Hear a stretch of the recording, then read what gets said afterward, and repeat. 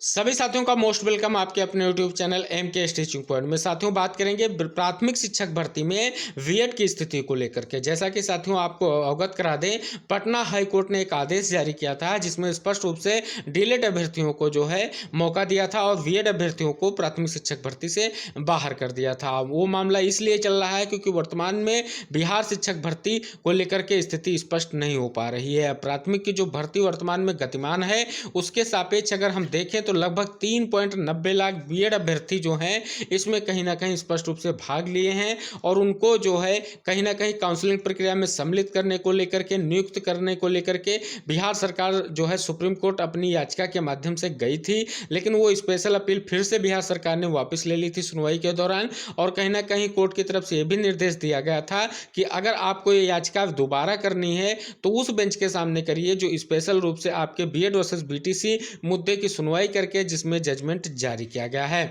अब साथियों यहाँ पर स्पष्ट रूप से कयास ये लगाए जा रहे हैं क्या बिहार सरकार फिर से जो है इस शिक्षक भर्ती में बीएड डिग्री धारकों को मौका देने को लेकर के अपील दाखिल करेगी या नहीं करेगी। लेकिन अभी तक की बात करें तो बिहार सरकार को स्पष्ट रूप से अपील को दाखिल करना चाहिए। लगभग बीएड डिग्री धारकों के लिए एक बड़ा निर्णय अति आवश्यक है। लेकिन साथियों बात करें तो उससे पहले एक महत्वपूर्ण जानकारी अवगत करा दें कि बीएड को लेकर के ही बिहार शिक्षक भर्ती में सम्मिलित बीएड डिग्री धारकों ने एक महत्वपूर्ण याचिका जो है सुप्रीम कोर्ट में दाखिल की है, जिसकी सुनवाई आपकी 13 अक्टूबर को लगी हुई है। साथियों अगर बात करें उस याचिका के परिप्रेक्ष्य में तो एक महत्वपूर्ण जानकारी ये भी है कि पटना हाई कोर्ट में चीफ जस्टिस के बेंच में कल महत्वपूर्ण मुद्दा आपका फिर से लगा हुआ था, लेकिन वहां से अगर बात करें तो स्पष्ट रूप से यही निर्देश जारी किया गया है जो 13 तारीख की सुनवाई है उसके बाद जो है मुद्दा सुना जाएगा और मुद्दे में लंबी डेट दे दी गई, यानी 23 नवंबर की डेट प्रोवाइड कराई गई है।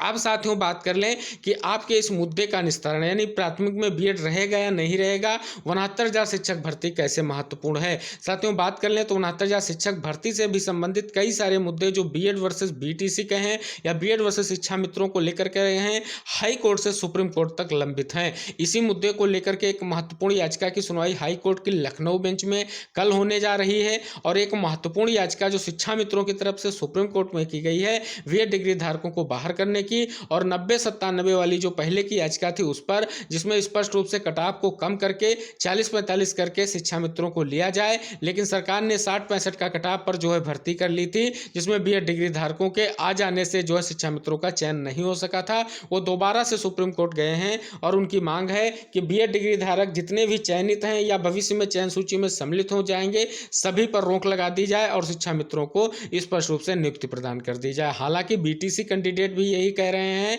कि जितने भी उनके कैंडिडेट हैं कहीं ना कहीं बीएड डिग्री धारक जो हैं उनको बाहर कर दिया जाए और उनकी जगह पर उनको स्थान प्रदान कर दिया जाए। तो दोनों भी भर्तियां बहुत ही महत्वपूर्ण हैं और ये भर्तियां 2018 से 2023 के मध्य में जितनी भी भर्तियां हुई हैं उनमें महत्वपूर्ण भर्तियां हैं और ये कहीं ना कहीं दोनों भर्तियां ये स्पष्ट करेंगी कि बीएड को लेकर के जो स्थितियां हैं वो कब स्पष्ट होंगी। और कहीं ना कहीं साथियों महत्वपूर्ण सुनवाइयां कंटिन्यू हो रही हैं, इनसे कहीं ना कहीं एक महत्वपूर्ण निर्देश जल्द ही मिलने की प्रबल संभावना दिख रही है। हालांकि अगर बात करें तो एनसीटी का गाइडलाइन 2018 का रद्द हुआ है और कयास ये भी लगाए जा रहे हैं कि तभी से टेट और सीटेट के जितने भी प्रमाण पत्र थे उनको इनवैलिड कर दिया गया, जिसके कारण जो है याचिका एक आप सभी को अवगत करा दें जो है इलाहाबाद हाई कोर्ट में है, जिसकी सुनवाई जो है हुई थी लेकिन उस पर कोई स्पष्ट निर्देश नहीं जारी किया गया है। लेकिन वो याचिका इसलिए है कि स्पष्ट रूप से जितने भी 2018 से 2023 के टेट सीटेट के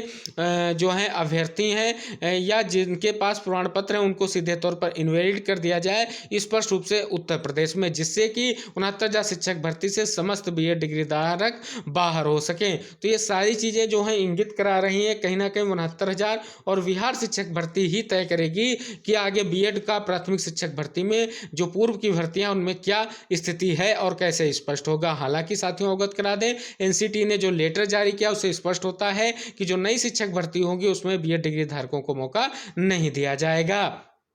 अब साथियों एक महत्वपूर्ण जानकारी आ रही है, कहीं ना कहीं एक राज्य सरकार की तरफ से बड़ी घोषणा कर दी गई है कि जो बीएड धारी पूर्व में चयनित हुए हैं कहीं ना कहीं आदेश आने से पहले उनको बाहर नहीं किया जाएगा। तो कहीं ना कहीं बीएड डिग्री धारकों के लिए राहत भरी खबर है और कहां से ये खबर आप सभी लोगों के लिए हम अवगत करा रहे हैं, जरूर अवश्य आपको अवगत कराएंगे।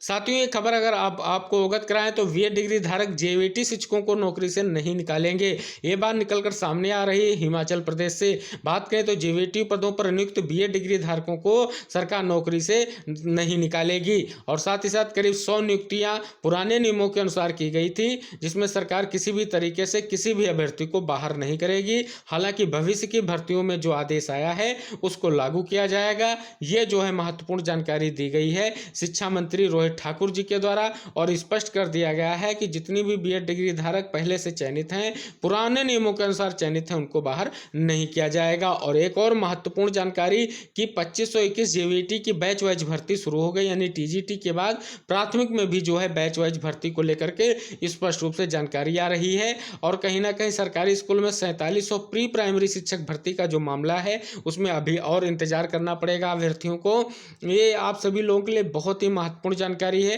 कि हिमाचल प्रदेश सरकार की तरफ से बड़ा फैसला सीधे तौर पर ले लिया गया है कि जो पूर्व में चयनित बीएड डिग्री धारक हैं उन पर कोई असर नहीं पड़ेगा और उनको नौकरी से बाहर नहीं किया जाएगा।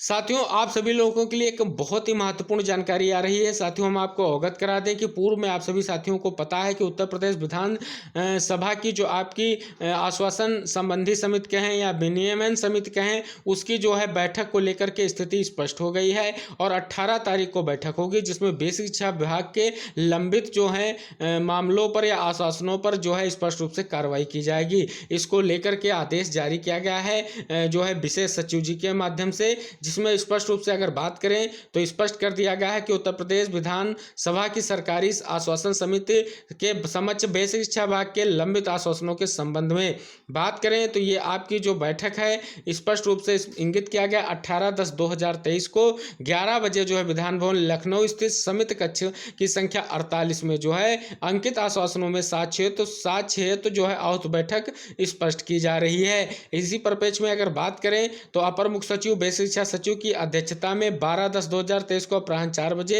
उनके कार्यालय कक्ष में जो तैयारी बैठक की है उसे आहूत की गई है। इसी परिप्रेक्ष्य में बात की गई है कि संबंध में स्पष्ट रूप से ये जानकारी प्राप्त हो रही कि जितने भी आश्वासन है उनके परिप्रेक्ष्य में 8/10/2023 तक संबंधित अनुभाग को उपलब्ध कराते हुए समिति की बैठक में 18/10/2023 एवं तैयारी बैठक 12/10/2023 को ससमय सुसंगत सूचनाओं अभिलेखों के साथ प्रतिभाग करने का कष्ट करें। प्रकरण महत्वपूर्ण है, समयबद्ध रूप से कार्यवाही अपेक्षित है। बात करें तो निजी सचिव, अपर मुख्य सचिव बेसिक शिक्षा उत्तर प्रदेश शासन और निजी सचिव बेसिक शिक्षा उत्तर प्रदेश शासन और कहीं ना कहीं उप सचिव, विशेष सचिव, अनुसचिव बेसिक शिक्षा परिषद उत्तर प्रदेश शासन सभी को निर्देशित करते हुए ये महत्वपूर्ण नोटिस जारी की गई है।